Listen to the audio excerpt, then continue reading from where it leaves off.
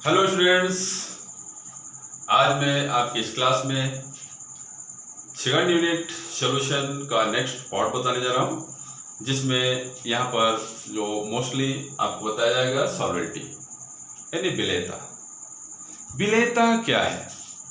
यहाँ पर एक छोटी सी डिफिनेशन आप दे सकते हैं। Number of mole of solute in 1 litre saturated solution at given temperature is called solvent of solute. मतलब किसी संतृप्त विलयन के 1 लीटर आयतन में दिए हुए या निश्चित ताप पर विलेय की जितनी मात्रा घुली हुई होती है वह उस विलयन में उस विलेय की विलेयता कहलाती है। अब यदि यहाँ पर सॉल्वेंटी को हम जो सॉल्वेंट यानी लिक्विड में गैसेस, खासतौर पे यहाँ पर अपने कोर्स में गैस की द्रवों में विलेयता से संबंधित है, तो वो तो एक कॉमन परिभाषा हो गई, कॉमन आपका डिफिनेशन हो गया। लेकिन यहाँ पर स्पेशली जो हमारे कोर्स में है गैसों की द्रवों में विलेयता संबंधी जो नियम है वो यहाँ पर चल रहे हैं। तो यहाँ पर यदि हम गैसेस लें, गैस के लिए गैस की द्रव्य विलेयता से संबंधित, तो इसकी सॉल्वेंटी को हम इस तरह से डिफाइन कर सकते हैं।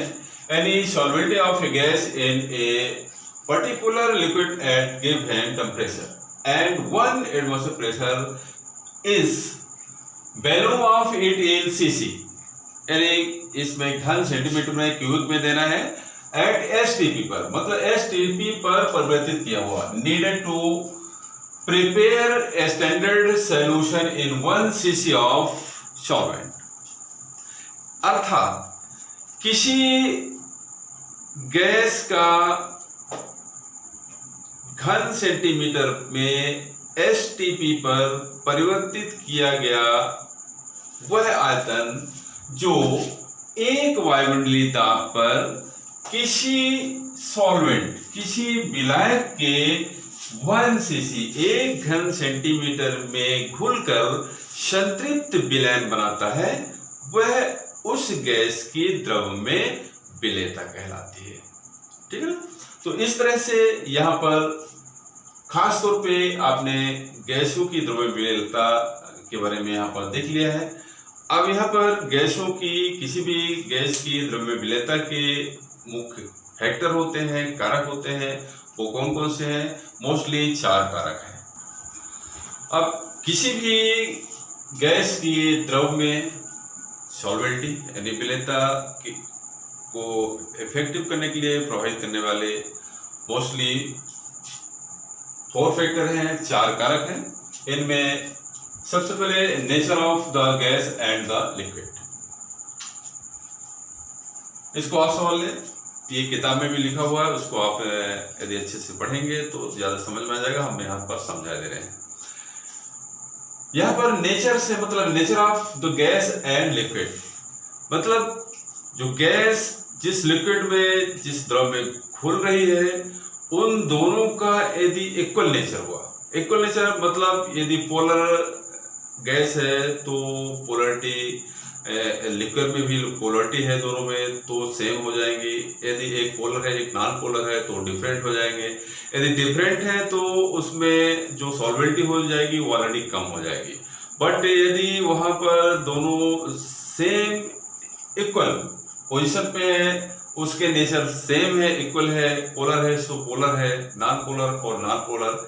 जैसे मान लीजिए कि वाटर एक पोलर जो लिक्विड है या सॉल्वेंट है, उसमें HCl है, NH3 गैस है, ऐसी गैसें यदि उसमें डिजॉल्व की जाए, घोली जाए, तो बड़ी आसानी से घुल जाएंगी। दूसरी जो जिनके नेचर आपस में रिएक्ट करने की है, क्रिया करने की है, तो यदि सॉल्वेंट उस सॉल्यूट मतलब होने वाली गैस से यदि रिएक्शन करती है, रिएक्शन होता है, तो भी वो फास्ट उसमें घुलेगी, डिजॉल्व होगी।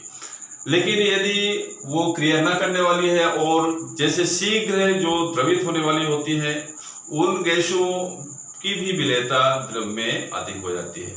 तो ये फर्स्ट पॉइंट में तो nature of the gas and the liquid.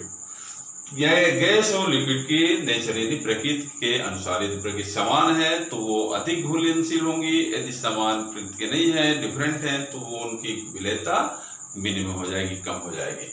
अब दूसरा आता है यहाँ पर इफेक्ट ऑफ टेम्परेचर। ध्यान रखें, टेम्परेचर का इफेक्ट भी गैसों की विलेयता पर विशेष रूप पड़ता है, क्योंकि आपको मालूम है कि यदि टेम्परेचर बढ़ा दिया जाए तो गैस की किसी भी द्रव में, लिक्विड में सॉल्वेबिलिटी कम हो जाएगी, लेस होती है।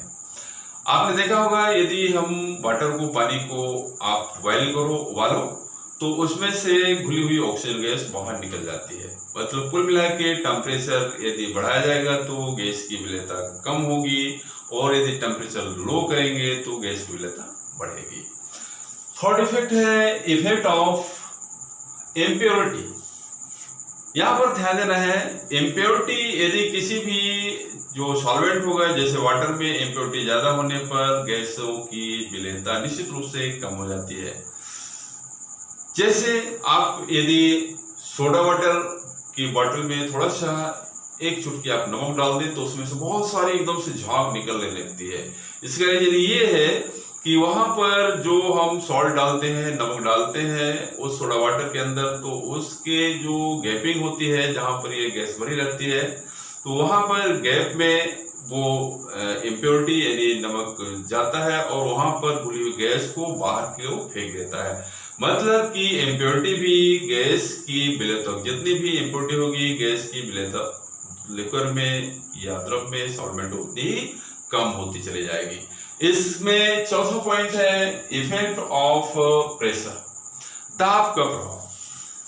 ये सबसे मेन पॉइंट है। यहाँ पर इसी से रिलेटेड हेनरी का नियम है, क्योंकि हेनरी ने गैसों के जो आयतन और द्रव्यमान पर उसकी विलेयता से संबंधित एक नियम भी दिया था। उन्होंने बहुत सारा सर्च किया और ये देखा गया कि गैसों की द्रव में विलेयता, मतलब गैस की जो लिक्विड में सॉल्वेबिलिटी है, वो दाब बढ़ाने पर, प्रेशर जितना भी आप प्रेशर बढ़ाते जाएंगे विलेयता बढ़ती चली जाएगी।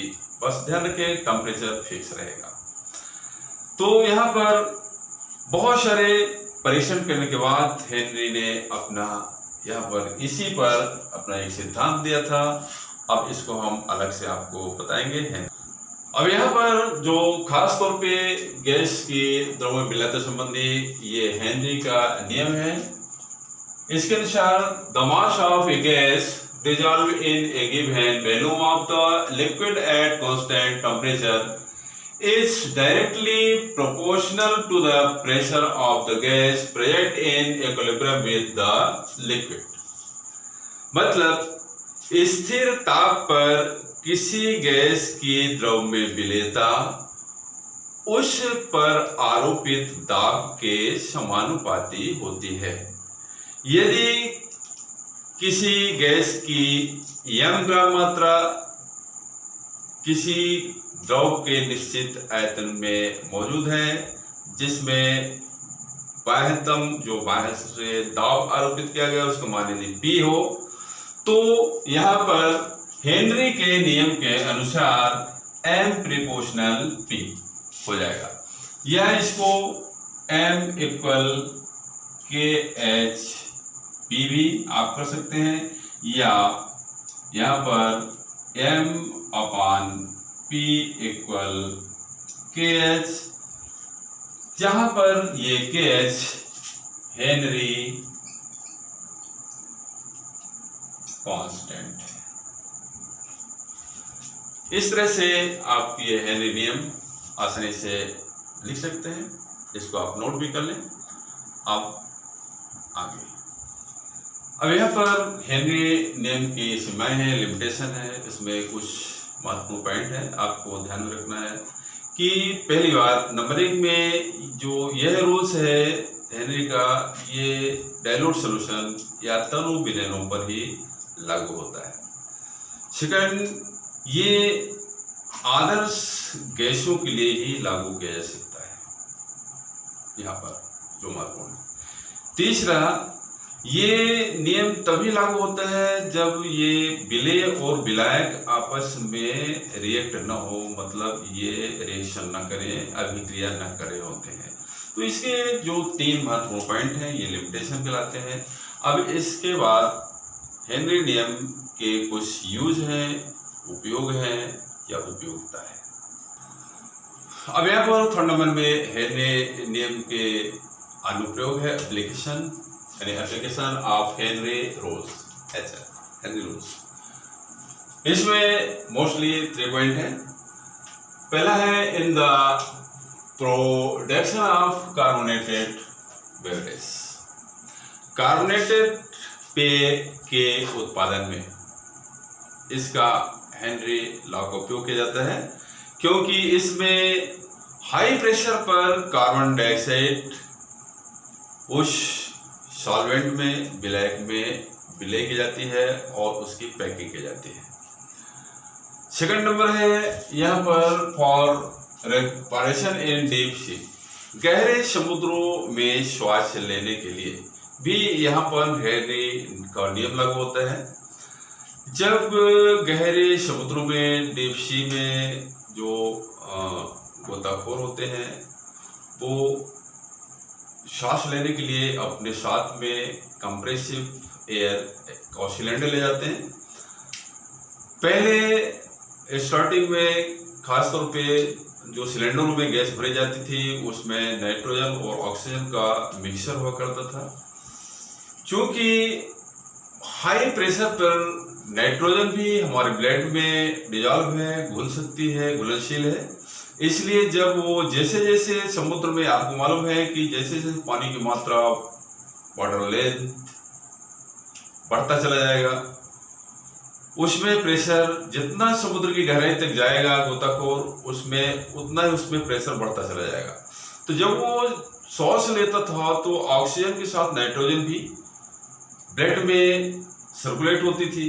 क्योंकि जो एक्टिविटीज है, जो हमारे बॉडी का रिएक्शन है, ऑक्सीडेशन है, उस तो ऑक्सीजन तो उसमें सब यूज हो जाती थी, बट नाइट्रोजन ना तो ब्लड में से बाहर निकल सकती थी उस समय उस प्रेशर पे, किंतु और ना ही यूज होती थी, वो जो को पड़ी रहती थी, सर्कुलेट होती रहती थी। बट जैसे ही वो गोताखोर समुद्र से नीचे से ऊपर की ओर आता था, जैसे जैसे ऊपर आएगा उसका जो आउटर प्रेशर है वो कम होता गया।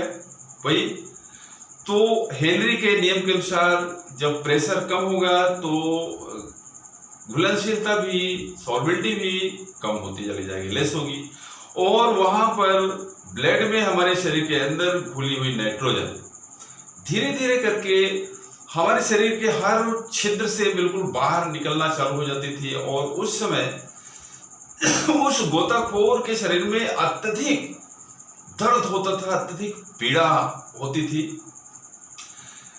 कभी कभी इतना अधिक दर्द बढ़ जाता था जैसे मान लो कि पूरे शरीर में कोई सुई चुभा रहा है, एकदम से बड़े बड़े भाले बिल्कुल चुभ रहा हो, और दर्द से इतना मैक्सिमम हो जाता था कि वो जो प्राणी था, मनुष्य था, उसको बर्दाश्त नहीं कर पाता था और वो उसकी मृत्यु भी हो जाती थी। कोई इस रोग को बैंड्स रोग भी कहा जाता था।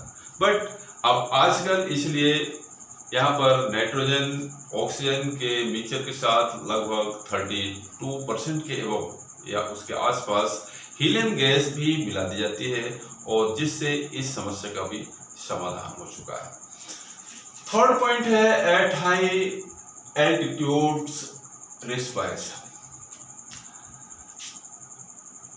ऊंचे पर्वतों पर, पहाड़ों पे या पर्वतारोहियों के श्वास लेने के लिए भी वही जो हेनरी का नियम है यहाँ पर वह भी लागू होता है। जैसे जैसे हम ऊंचाई पर चढ़ते जाते हैं जो बाह्यतरी प्रेशर है वो कम होता चला जाता है, यानी वायुमंडलीय प्रेशर दबाव कम होता चला जाता है, जिससे हमारे ध्वनियों के फटने का डर रहता है, नाक से खून बह सकता है और सांस लेने में काफ़ी बहुत मेहनत पड़ती है, तकलीफ होती है। तो इस तरह से यहाँ पर हेनरी नियम के सीमाओं के साथ साथ इनकी एप्लीकेशन मतलब अनुप्रयोग भी समाप्त होते हैं। अब शेष अगली जो होगा वो हम अगली वीडियो में आपको बताएंगे। आज के लिए धन्यवाद।